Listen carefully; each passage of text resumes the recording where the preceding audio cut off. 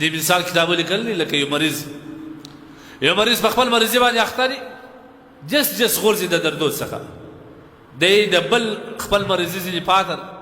خپل دردونه په خپل حال پرېښي دي دی د بل په علاج اخته دی د امکان لري هېڅ امکان لري دې ویلي ډاکټر ته یو کس یو چا راوستي د نس په مرضي باندې اخته و په درد په مرور اخته و دس سره راوښتې د هغه ډاکټر په ځای کې یو کس راوستي چې د هغه لاس پښې ماتې وي ځګره سوځلې وو پښې یې ماتې وې په پټیانو کې تړلې وو په باسکل کې سپور راوست ول ده ته ویل دا مریض ته ویل ول هغه ته وګوره پر ځان شکر ادا کړه هغه خو دا رقم ده ول ده ورته وایي چې هر رقم یې پر نس خو یې نه دی درد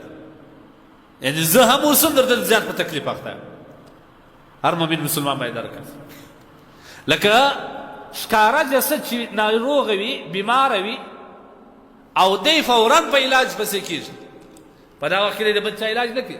نه د بل چا مرضي ته ګوري نه د بل چا امراض ته ګوري چې دا په څه مشکل اخته دی هغه په کوم مشکل اخته دی دا په د خپل مشکل د حل لپاره ډاکټر ته راغلی دی هسپتال ته راغلی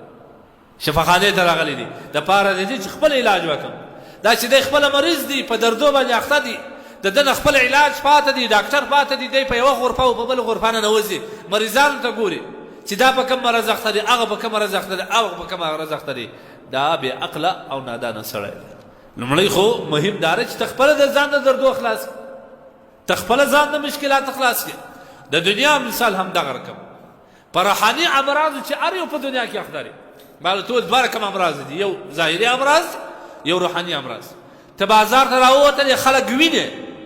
چې دا په درواغو اخته دي دا په دوکه اخته دي دا په بدنظري اخته دي دا په سود اخته دي دا په بله ګناه اخته دي دا په چغلخوري او په غیبت اخته دي ته به دا نه کوې چې د دې علاج کوې ته به راولاړېږې د خپل ځان څخه به دا ګناه ویلې کوې د خپل ځان علاج به اول کوې ځکه زموږ کتابونه وایي حدیث کې راځي اذا سمعتم رجلا یقول اهلک الناس فهو اهلکهم یو سړی نیولي دي هغه سر وښوروئ چې ولاړه انسانان تباه او برباد سو جهنمیان سو فلان کوي سو فلان کوي سو الله رسول وایي د دغه سړي په باره کې وایي دا سړی د ټولو زیات هلاک په خپله دی اذا سمعتم رجلا یو سړی راغلی تاسو ته یې وویل